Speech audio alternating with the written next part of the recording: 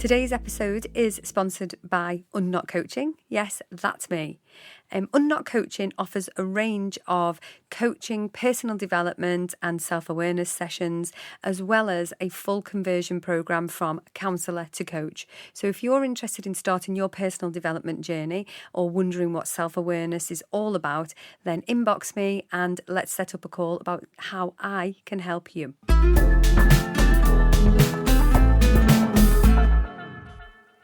Hello, Sarah Baker. Hi there. Welcome to episode 5 of the Unknot Your Future Self podcast. How are you doing? I'm good. Doing really good, yeah. Good. Feel great. You made it through the summer holidays, I see. Yeah, that's why I'm good. So today's topic, we're going to talk about, oh my God, and we say this all the time, we're literally going to scratch the surface of it. Yes. But we're going to talk about neurodiversity, and I'm going to go into a bit of detail and kind of talk about it a bit more. But one of the reasons why you and I both believe this is a really important topic is, and you can chip in, is that for a lot of people, this is coming up more and more now, isn't it? Not just with their own children and family members, but for themselves. Yes. A lot of professional people. So neurodivergency is very simply referring to the different ways in which a person's brain processes information. Mm-hmm. And within the neurodiversity kind of umbrella, there's lots of different conditions and lots of different types of neurodiversity, including things like ADHD, autism, and so many others, right? Mm-hmm. Okay. Yeah. So, I mean, we're not going to touch upon them all, I wouldn't think, because I personally don't have enough knowledge in all of them. Yeah. I suppose it's come up because maybe my personal experience, experiences within my family, and as you say, within the therapy room, it's becoming quite a big subject. Yeah. I would say, in many ways. It is. So although we're not working with extreme mental health conditions, we are working with different brain types in day-to-day life. Yeah, absolutely. And I think it's really important at this point to say to people, we're not clinicians, so we would never diagnose anybody. And as you say, we have some knowledge on this, but limited. So if you need extra information, go and look at some of those resources that are out there, because there's loads out there. Mm-hmm. But yes, what I hate that has come up more recently is I hate it when people post bullshit stuff like, oh, everyone's got autism these days, or everyone's got ADHD, and have you seen it? You're laughing, you must have seen it. I'm laughing because it's a joke, because I hear it all the time. Everyone's got a little bit of something in them, and I think, wow, how dismissive. We're all on the spectrum. We've got no idea. Yeah, what it's like. And the thing is, what that means to me is, yes, because there is more awareness. Mm-hmm. And equally, I also see it personally as a brain type, which is what it kind of is, you know. It is a brain type, but 1 in 5 people, I think, 1 in 5, I think, are neurodiverse. Right. So what I'm trying to say with that is, if you're in a room of a large group of people, there's only going to be a slim amount of people in that room who are seeing and perceiving slightly different than the majority. So even though there are a lot of people, 1 in 5 is a lot of people who are getting diagnosed, you're still in the minority. And overall, you know, there are going to be probably more struggles for you than the majority. And it needs addressing, it needs a looking at, and it shouldn't be dismissed, in my opinion. No, I agree. And I think I'm quite happy to talk about some personal experiences as well. But I think the issue is I see a lot of people who come to me who have not had any diagnosis, right? And people say, well, why do you need a diagnosis when you get older? And why do it at this point in life, right? But people go through a process. So there's a lot of people who start noticing that there's things with their own children. Then they do the assessment with their own children. And then they start to go, oh, that sounds a little bit like me. Right? That might ring a bell. I'm laughing because I done that one. Exactly that, right? So then there's different ways that people then process that experience. So it can either be really liberating or it can be really upsetting, because actually for a lot of people, they've gone through their whole lives thinking that they are different, that there's something wrong with them, that they are the problem. And actually when they really find out actually there's some neurodivergency there, and actually there's something that they can kind of account for it, then actually there can be a lot of sadness around those kind of missed opportunities, what they've not been provided with, how they've probably sometimes been kind of missed. I remember personal experience, was reading the ADHD forms and nearly ticked every box for myself and sat there going, I knew it. Now I was 37 and now 40, and I've not gone through the pathway to get diagnosed because I'm unsure at the moment whether I would take any medication. I don't know enough about it. Very early in my journey. So for now, I'm okay as I am. You know, my work life is very manageable, and I have loads of processes and systems that work really well for me. So where I'm at, you know, it's okay for now.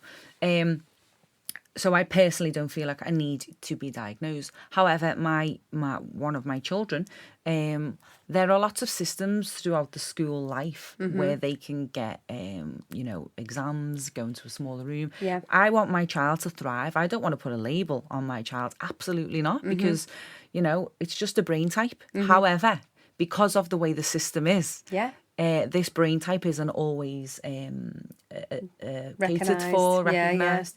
And so because of that, I want to make sure that everything is as it should be. But what I would say is I absolutely grieved my childhood, my youth. Yeah. And I looked and thought, how much further in life would I be now? Yeah. If I knew this, if in every single one of my report cards throughout the whole of my school life. Every single one, I'm not joking, I've checked.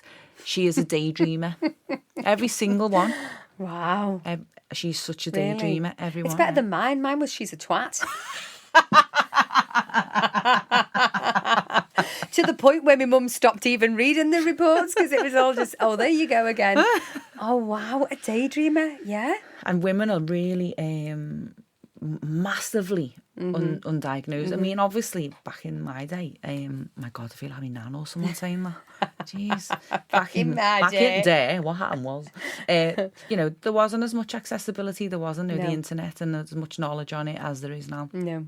So it's not as extreme then, but that's why nowadays, it is more common, and so it should be. Everyone should know about it. Yeah, you know? yeah, absolutely. I think if you have the privilege to be able to dismiss it, if you have the privilege to be able to go, oh, everyone is, then you haven't got a clue. Yeah. Because I would love the luxury to be able to dismiss it. Yeah. I would love the luxury to just be like, oh, everyone's got a bit of something and walk away. Yeah. How amazing would that be? Because it's quite invalidating, really, isn't it? Because the thing is that you're absolutely right. My young daughter, who's only 6, is showing some signs of neurodiversity, and I think that working in the business and seeing this every day means that I knew by the time she was 1 that she was definitely displaying different types of behaviours. So it's one thing to have difference and to embrace difference, but then it's another to invalidate, isn't it? And I think as parents, you're absolutely right. There is nothing in my head that makes me want her to have a diagnosis, right? Nobody needs to be labelled in that way. But ultimately, like you say, the system itself doesn't help. Now, as we start to get into adulthood and we realise that actually we might have some form of neurodiversity, I suspect that I have some ADHD for sure. And I'm quite happy that now it's turned into a superpower, but actually I got help to get it that way. Like, you know, and I can still show quite significant signs of chaos and chaotic behaviour, but I certainly often feel chaotic in the mind, no matter how much work that I do. And I've accepted that, but there are loads of people listening to this out there who probably are just like, what the hell? Why do I do this? Why do I do that? What sort of like, why can't I just learn my lesson? Why can't I just be motivated and all of that? And sometimes there's a hidden meaning. Why can't I just be excited, for example? You know, some people, the neurodiversity affects their mood, and there's some side effects of some of the kind of things around autism and stuff that completely kind of affect your levels of depression and your kind of your chances of getting depression. But if you don't know that that's something, and you often feel down but you don't know why, that can sometimes be a thing, can't it?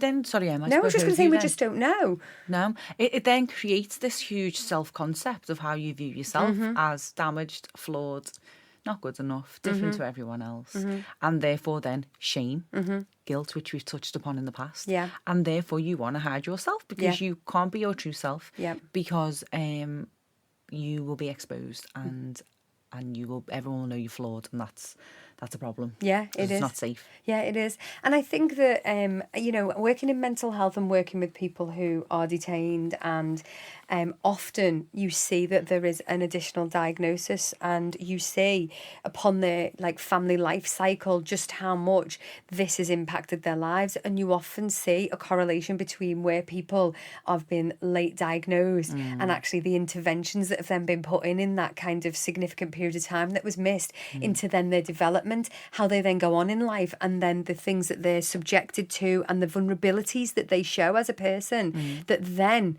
impact their experience of having a trauma potentially, and all of that makes sense. It makes you way more vulnerable. Yeah, it really does. And it does make complete sense. And I think when you've gone through life and you've not had awareness or understanding of it, the complications later in life and the suppressed trauma and because if we are emotionally detached and disconnected from ourselves and others, that is trauma. Yeah it is. And some people can go through life and they'll say, oh, I've had a great childhood and my parents are lovely and I was safe and I was this and that, but you're like, okay, well, let's explore this. Not everyone is neurodivergent if they say that, but a lot actually are. Yeah, absolutely. And I'm really passionate that, there's people that I've worked with in the past where they've then kind of held the person's behaviour as a child for the rest of that person's life.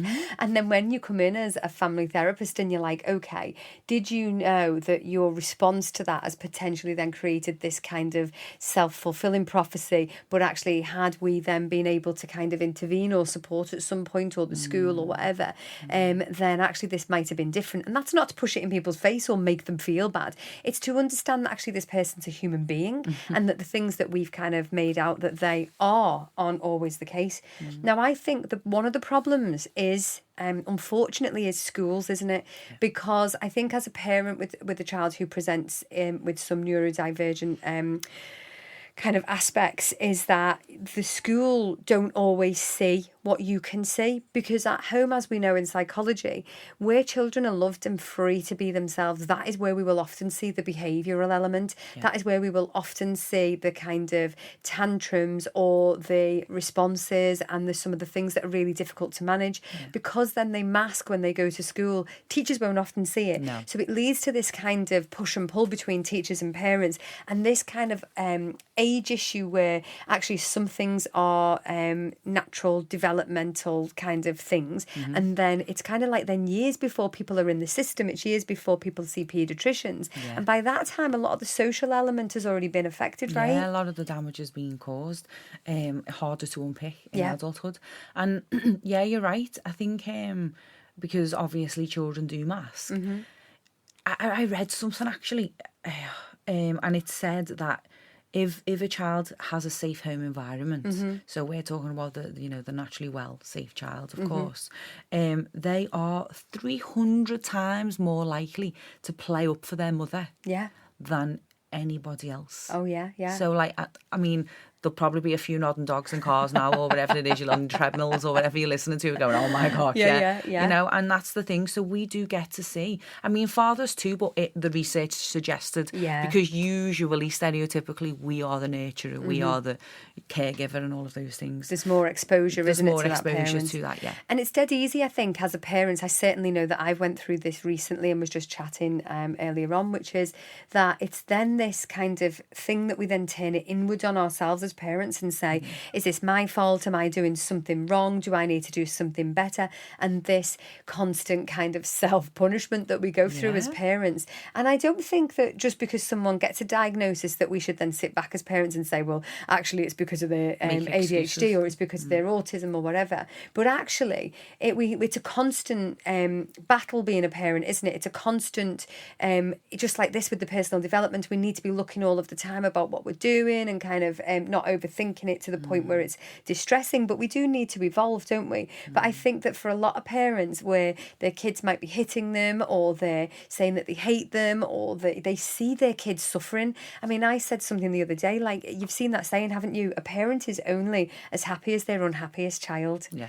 And that really fucking hits home, doesn't it? Because when my child is sad, I've got two, but one particular child, my youngest, has some of the kind of behavioural elements and the upset and the difficulties. Seeing that as a parent, well, it breaks my heart.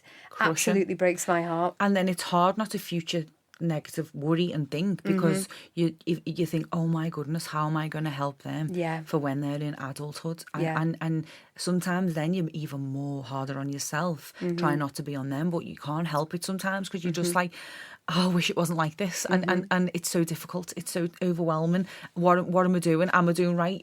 You can't do right for doing wrong. No. And it just brings about this whole conflicting process. You're damned if you do, you're damned if you don't. Yeah. And the stress levels inside of your body can really, really max out, can't it? And it's really important to have awareness of this. So what I suppose I'm hearing you say, like, you know, having guilt as a parent, you know, why are we self-sabotaging? We're trying our best. Like, let's try and find a way to be kind to ourselves, because this is tough. Yeah. And it's about kind of finding ways and systems within your home where you can have a little bit of brain peace at some point, because you matter, and just as much as your family matter. You do. And also, like, I work with people who are parents who are, you know, autistic themselves, and their own brain processing when things are going on, the overwhelm, the noise.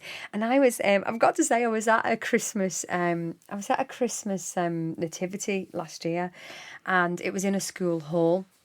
And the noise, the pulling of the chairs on the floor, I swear to God, was grating on me. And there was this level of real irritation, disruption going on. And I laughed to myself, because I thought, why do I feel like this? And I was thinking, you know, there's definitely something there, because there's nothing really wrong with that noise, but my processing of it was that you may as well have been scratching your nails down a blackboard. It was that horrible on my skin, you know, and those sorts of things. As a parent with a child with neurodiversity, and then you maybe having your own stuff, and then all managing, so much, it can trigger, but also you're the person trying to manage your own stuff. And let's not forget, right, diagnosis, no diagnosis, you know, whatever way you look at it, I think it's important to look at our experiences as an individual, and some of our own processing styles, and some of our own ways that our brain works, whether you want a diagnosis or not, right? Doesn't really matter in a way, unless it's for the individual. Why do you want it? Why do you need it? That is completely up to you. It is. Yeah. And you know, when you were saying, like, each individual processes, you'll remember this, I have always felt different. I have always felt like I was an outsider looking in. I have never, well, in my youth, I never quite felt like I could find my place. I was always triggered and anxious and overwhelmed by people. I would, if I went into social situations where there were a lot of people and it was just kind of sitting there chatting, I would find myself either over talking and oversharing, giving too much and coming away really anxious because I'd give too much of myself, or I would get brain block and wouldn't even be able to find any words and panic. And you read that in me quite well, actually, and we work really well together because you can sense where I'm at, you know. But so that I'd shut down, basically. And that's been my journey, for plus many more, obviously, things.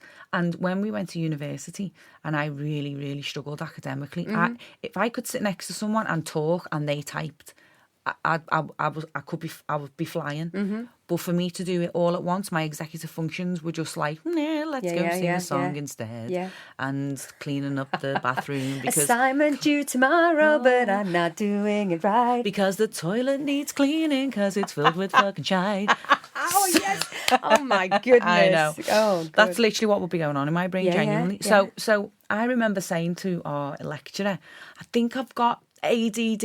Oh, I do remember do you remember? this. Yeah. And immediately was, no, you haven't. And I was like, I really do. I really think there's something. You don't understand how much I'm struggling, because I could mask so well. And so it was dismissed, and this lecturer was God to me, so therefore, okay, he's right, I'm wrong. I'm big, you're small, there's nothing you can do about it. So I cracked on, and it wasn't until having my children, where, same as you, about the age of 2, I thought, something a little bit spicy going on here. So, Spicy. yeah. And then they got to about the age of 4, and I'm saying in reception, I'm going, have you noticed? Is there something? They're like, not too sure. Got to year 1, and so what, it's 5, age 6 maybe, 5, 6. And I kept saying to the teacher, have you noticed? And then one day she phoned me, and she was like, he does go vacant sometimes, and he does do that. And I went, I felt hurt. Yeah. And I weren't relieved, because I wanted someone to notice something in my child, but I wanted to know that it wasn't just me. It wasn't just me seeing it. Why is this just me? Why am I the only person noticing this? Based off what we said before, it's because they present differently to the mother usually. So, long story short, I'm going through the process, and one of the teachers said, I think ASD and ADHD. Yeah. So the ASD part just threw me off, because I could sense ADHD. So I was like, wow. So this opened me up to a whole different world, which made so much sense to me. And I can now look and think, oh, that's the ASD part of them, and that's the ADHD part of them, and oh, it's a bit of both kinds of thing. Yeah. But when I'm reading these forms, and I'm going, oh my God, oh my God. Oh my God.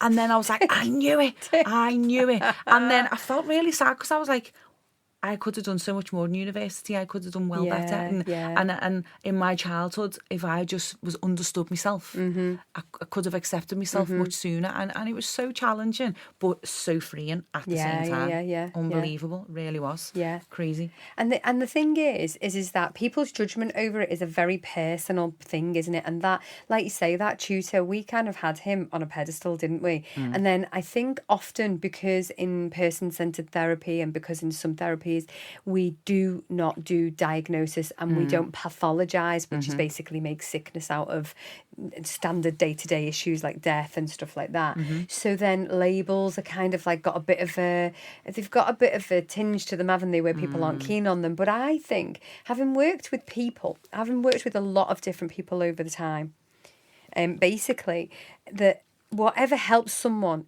is important, not just, not a blanket approach. Whatever helps someone is important. And if they feel that understanding themselves through a diagnosis, or even through doing a questionnaire, then I think that's totally relevant. And I think to dismiss it is absolutely disgusting anyway. Yeah, it's so empowering.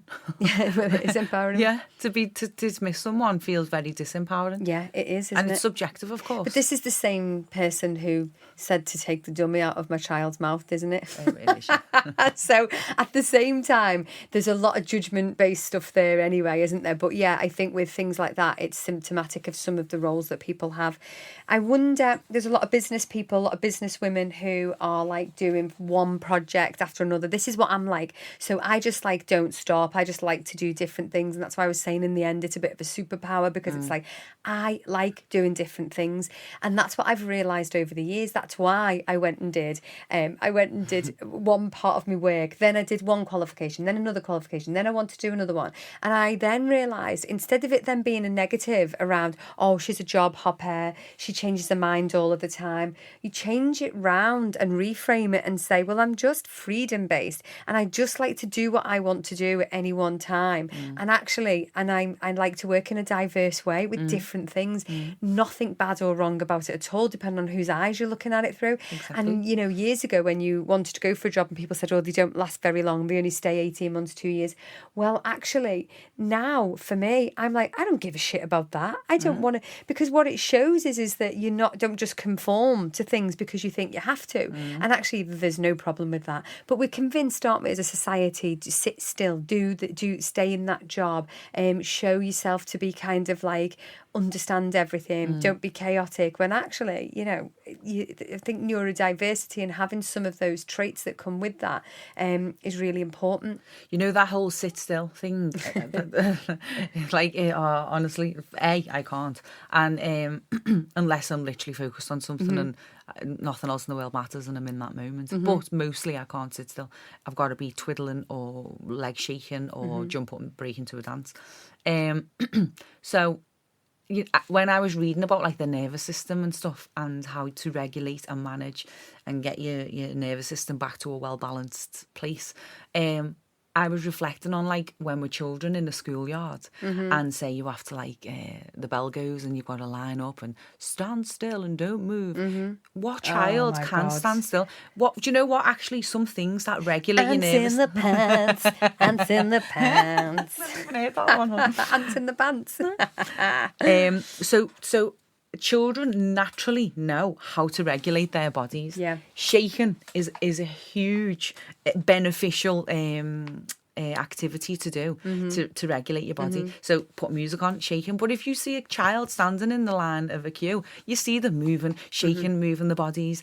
And we, as adults, we go, stop it, stand still, stop moving. Or if you're in a restaurant and your child can't sit still on the chair, or the loud, and we're basically going, suppress yourself, sit still, go into freeze mode, because you'll get in trouble if you don't. Like, that's literally what we're doing. So we are taught at a very young age to stop regulating our body, to stop listening to our body, and to follow authority.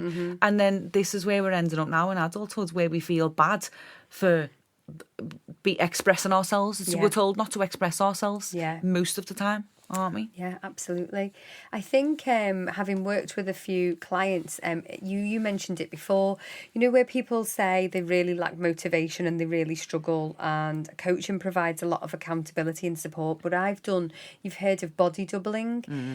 So that thing that you spoke about before, where you talk, someone's typing, and actually that is profound for people. The very fact that people don't know that that's a thing, because they, you know, unless you are immersed in this topic and understand it really well, you don't even know there's people out there who support people through things. So like, I'll work with someone and go, right, okay, what's the next task we've got to do? Right, let's do this. Tell me, talk about it, type it out, gone, done, here you go, off you go, let's do this form together. They've got the answers. And you push someone forward, and body doubling is like amazing, isn't it? And not just for people with neurodiversity. I think probably a lot of people would benefit from something like that. But what I'm saying, without kind of like, how do people know that that's even a thing? Unless you understand what things are available to you as a person who might have autism, ASD. And ASD and autism is the same thing, right? It's just changed its name over the years.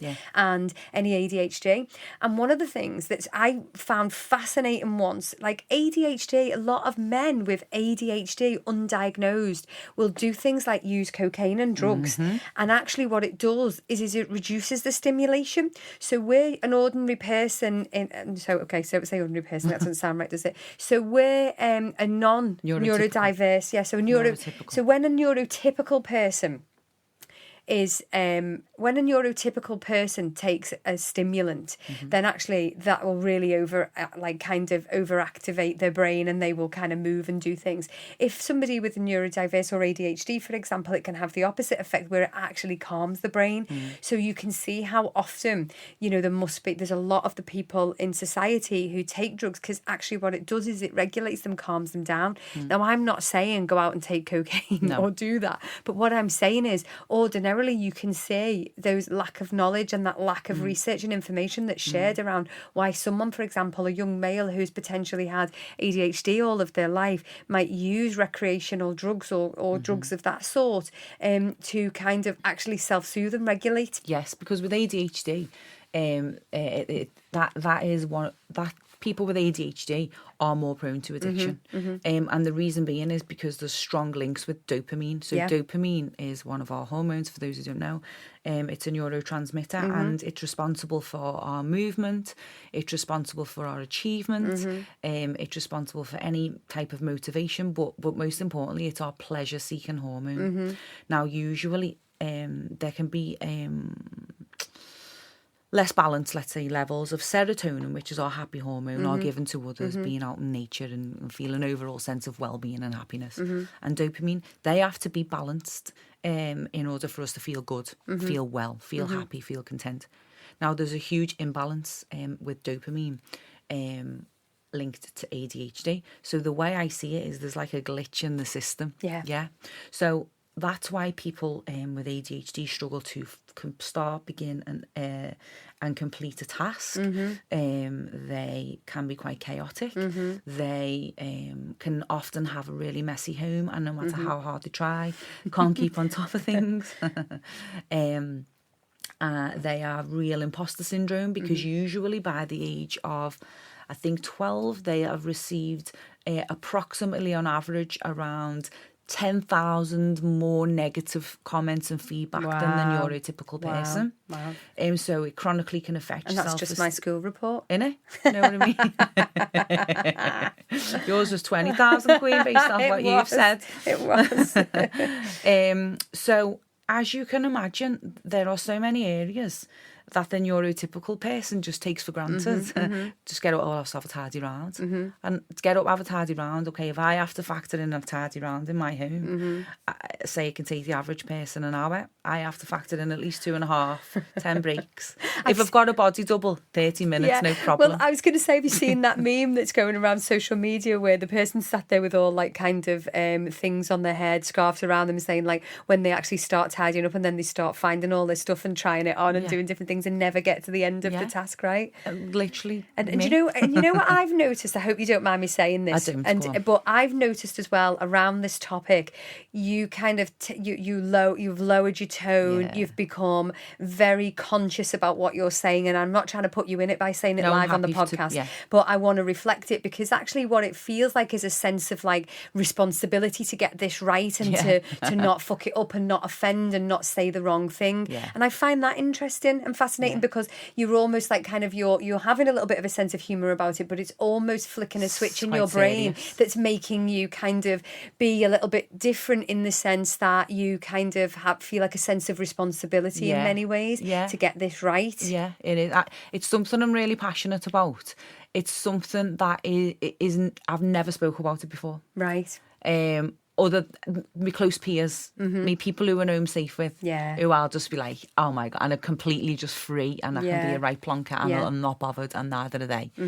I've never actually stepped up and gone, okay, so I've got ADHD, undiagnosed. I don't need to be diagnosed. I tick every box practically, and that's okay. But it's scary because it's all new to me, and I want to get the terminology right. I want to know the ins and outs about it. And the thing as well with ADHD is the way we perceive and learn and receive information. In order to feel confident to deliver that information, we need to know every single thing about it. Otherwise we don't feel confident enough, because what if somebody pulls me up on something I don't know it and I can't answer it. So that's why for a lot of my life I've held myself back, which is a part which I said before about grieving my past, because I really feel that if I knew, now I know this about myself, and I go, say it, don't give a shit if you don't have to know it all, know what you know, and crack on and learn as you go. And I force, even if my body's in panic, I force myself to do it anyway, because I know that's the ADHD part of me, and actually I'm not going to overcome or work through that if I don't just push myself. Whereas in the past, the amount of things I have held myself back from is a crime. I shit you not. And it's devastating, you know, and I feel emotional now talking about it, because it's raw, it's vulnerable, and it's me, and I'm not really done it to this extent before. And I appreciate you letting me put you on the spot, because I know there's always the capacity for us to edit, but that's the important thing to recognise, isn't it? Like, so I can see the change in your demeanour with it, because it's so important, but also because it's so, you know, there's a lot of people that are representative of you know, the autism community, the ADHD community, all the others that go. I know we just keep mentioning the main two, but there's so many other things, isn't there? So I appreciate you letting me say that, because actually that is part of it, is it not? Is that not part of that kind of perfectionism, getting it kind of right, not being thrown into a sense of confusion over it or saying something wrong? And actually, you know, what it does to us as a society, where we start to feel that we can't say or do certain things because actually the intentions feels lost. So the intention of this, and you talking about this and me talking about it today, is to kind of raise awareness that we understand that there's celebrities out there going, I've got this, I've got that, and it's all normalised. But actually, what are the real people? The real people who are doing it, holding down jobs, but also wondering, why is life like kind of, I've got people who never feel achieved. And, you know, the restlessness behind it is unbelievable. Exactly. You can't rest because, well, you can if you teach yourself, and I can now, but I couldn't rest because I would sit and I would think, I'm wasting my time. I don't feel fulfilled as it is. I should be doing something. What should I be doing? I need to be doing something. But then I'd get ADHD paralysis, which is what I call it and what I've read, where in my also, I just want to make a point actually, just which links to what I'm saying. So attention hyperactive, I can't even say it, attention deficit hyperactivity disorder. A lot of people think ADD. It's all under the same bracket now, ADHD. But the hyperactivity largely in women is the mind. Yeah. So whereas not in running boys, around, buzzing around the place, kicking things and doing whereas stuff. with my boys, one especially, I have to have a suit of armour on because you never quite know when you're going to get an elbow to the face.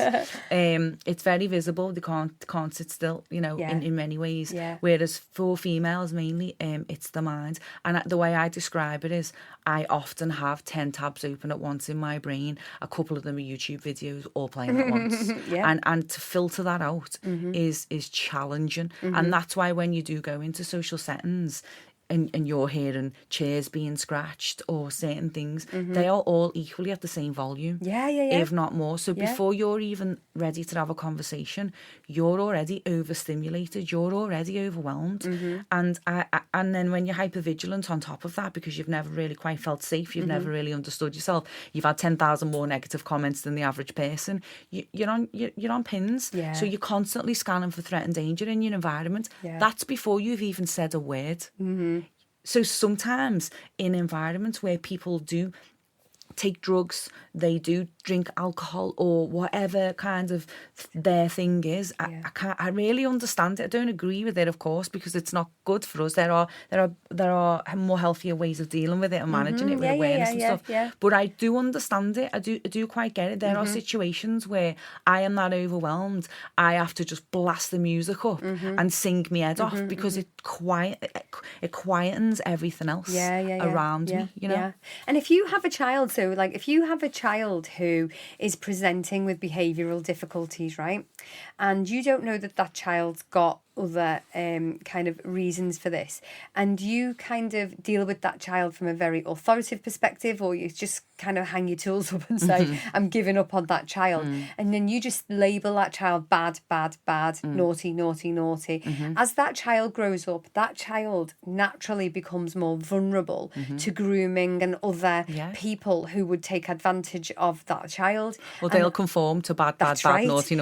Exactly. And then on the other side of it, that's who they become, right? And then it's really interesting, isn't it? Because then what we see is a lack of opportunity. We see people go through the school system not feeling as intelligent, not feeling like the opportunity is there at the end of school. And then what? What do you do? So then it's like, well, I can't earn money doing a job and I need some decent money. So that's where we see like drug dealing. And please do not get me wrong and think that I'm saying that every drug dealer that ever lived has got neurodiversity symptoms and that's why they're doing that. But what I would say is that we're talking about a timeline. We're talking about the impact and the cause and effect of different things. So what you've got on the end is potentially somebody who's a drug dealer who is kind of like engaging in criminal activity and risk, right? Who, when you backtrack often, and this is why there's a lot of people, imprisoned who have neurodiversity or learning disabilities as well, is that actually when you backtrack, all of that matters. How we treat and work with that child when those presenting behaviours come along is key to then all of the vulnerable situations that they then following and subsequently find themselves in. And what I don't mean is well, it's your fault as a parent that your kid's a drug dealer. No. But what I mean is that this isn't just, somebody didn't just wake up one day and say, I know, I'm just going to do that for a job. No, they absolutely don't. They really don't. It's symptomatic of all of the lack of opportunity and the lack of things that they've had through not having the right treatment, support or diagnosis. Emotionally and physically, our young men are struggling. It's so sad. And the thing is as well, that some people learn differently. The 30 kids in a room doesn't fit. They need more one-to-one. But schools can't always cater for that. There isn't the funding there. So the system does let people down so much more than somebody who is able to function in the classroom. It's so challenging. It's so frustrating. And if you do a task, so say if me and you now did the same task, right? But say if you had to, because you've got used to this now, say if you had to put 3 times the effort in than I did. But that's your whole life. So everything you ever do, you have to work 3 times, 4 times, 5 times harder than everybody else to do it. And then it's still never enough. And I reckon there's so many listeners who can relate to that. It will be untrue, who will go, I am like, masking. Social workers, I know social workers who are doing it. I know teachers who are doing it, and they're working harder and they're doing more because they've got used to having to do more to achieve the same, but they're never feeling achieved anyway. And you reach burnout so much more quickly than the average. And I think as well that when you said no matter what you do, it never feels enough, I kind of smiled when you said it, because that's been, we all have a narrative, we all have a story, that a way in which we speak about ourselves. We all have a self-concept and values and beliefs we have. One of my beliefs is no matter what I do, I'm never enough. And I laughed, smiled when you said it, because I'm aware of that now, and I deny that. It's not true. But equally, there is a part of it that can seep in now and then, because for me, say trying to keep on top of things, or I have to say when I'm doing a task, start, middle, end. And I have to talk myself through the task. And when I talk, so for example, I can be thinking, right, okay, I really need to tidy my house. I need to put this time aside to tidy my house. I can't bloody stand tidying and cleaning my house. It's awful, it bores the life out of me. That's why I've had cleaners in the past, but I don't at the moment, which is another story, unless I've already said that I can't remember. So I hate tidying my house. It bores the life out of me. So therefore, I do it at a slow pace because I can't bear it. But then what happens is I'm doing the dishes, and then something will happen in my mind, and I'll think of something. And then I'll notice something and I'll go, oh, actually, let me go and put that on the stairs. And then I get to the stairs and I think, I need to take that upstairs, actually. So then I go and take that upstairs, and then I get up to the bedroom and I go, oh, I haven't picked that up off the floor, so pick that up off the floor. And then I think, oh, let me just put that in the bin in the bathroom. Distracted by everything on the journey. This happened to me like a couple of weeks ago. And then when I got into my body and into my head again, I had the Mousse bathroom spray and the cloth in my hand about to wipe the bathroom, and I went, no, you've just been doing the dishes. Sorry. Oh my goodness. I'm sorry. I laugh at it. I know, but I never used to. I used to do my head in, but now I laugh my head off at it because I go, oh, here you go again. Yeah. I have to do is I have to put it down and I stop and I say, Sarah, start, middle, end, what was you doing? And you go, you were doing the dishes. Wash your hands, first of all, because you've just been in the bathroom, cleaning the bathroom. Wash your hands and go back down and finish the task you was doing. So then I do the task, and then I talk myself through the task then. And then I have to say, you're washing the dishes, and then I'll make a little song up, but I'll do something silly. But I'll make sure I don't move until I've completed the task. But that task just took me double the time because I went off on a tangent. I have to be mindful of that every single time I'm doing something, and I get tired. It's tiring. And if you weren't mindful, though, what you'd be doing is self-criticising and saying, why am I such a lazy bitch? Yeah. Why can't I just be a perfect wife and parent? Look at them, yeah. You know, and that's the thing, isn't it? Yeah. But I was laughing because it is quite funny, because is there room, do you think, as we go through this, is there a room for us to have a sense of humour over this? Because ultimately, it's a serious topic, but at the same time, I think that I see so much potential in every person that I speak to, and I do not see it as a way to then kind of not achieve what we want. And I don't mean that in a funny way. I mean it in that there are ways. So for example, if you have a load of tasks on a to-do list, which loads of people do, right? And I use Covey's quadrants to kind of look at what's urgent and important and all of that sort of thing, right? It's a strategy that I use to reframe, to kind of go, actually, you're thinking about all these things, but it's these. But if you've got something on a list, and my coach in America in the past said it's called a looping list, so something that goes over and over again and you never do it, and it's always there, and it's not just a daily task, it's something something that you've still got to do and you keep putting off. It's in your head. It causes your anxiety. It's a looping list. And then she come up with this phrase is that what you need is a who body. But first of all, before you get a who body, you need to understand what's the resistance. So I had a task on my to-do list for ages, and it was filling out a PIP form for someone, right? And I was thinking, you've said you're going to do that for that person. Why aren't you doing that? Like, there's a deadline to it. You're really procrastinating over it. Why? So I thought about it, right?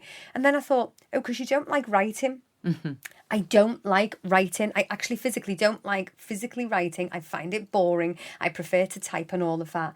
And I was like, oh, okay. And then that's where the kind of who body, or that kind of understanding whether that can be dispersed in any way to anybody else, comes in. So straight away I was like, I don't like doing it. Is there anyone who can help me with this? Well, actually, yeah, I can pass it back to the person and say, here's all the typed notes that I did. And actually here, you know, can you take this over? But then actually what happened was we realised we could type it. So I just typed it out.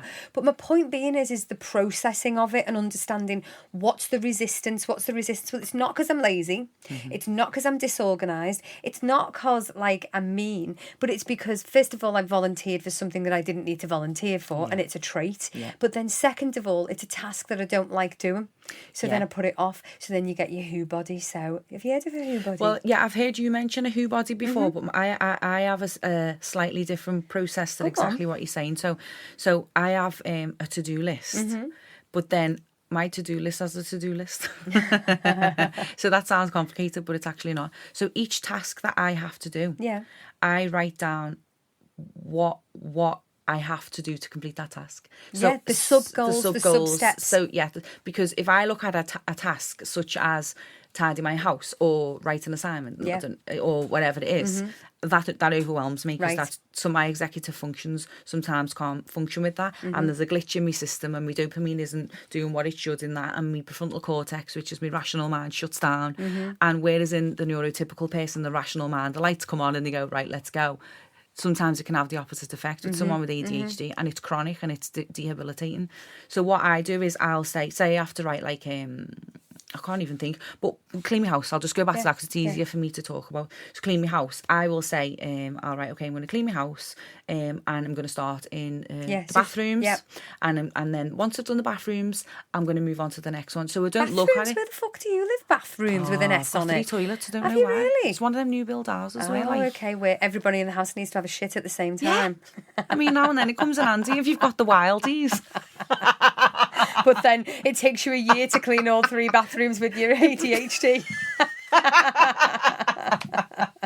Oh God, Sarah's world. Honestly. No, but that makes sense, doesn't it? Because when we talk about goals, we always talk about, well, your goal is your goal, but then there's sub-goals that you have to meet and do before you can even achieve that, right? So you break that down, which is really good. It's so effective. And you know, and this is the thing about Covey's quadrant. So if you haven't heard of it, guys, it's Stephen Covey's 7 Habits of Highly Effective People. Is it 7 Habits of 7 Habits of Highly Effective People. Yes. I'm not very effective right now. But basically in it, one of the tasks that he does is he does this 4 quadrant zones, right? And I think what we tend to do, whether we have ADHD or not, we overface ourselves with tasks, and we seem to think everything's urgent and everything needs to be done now.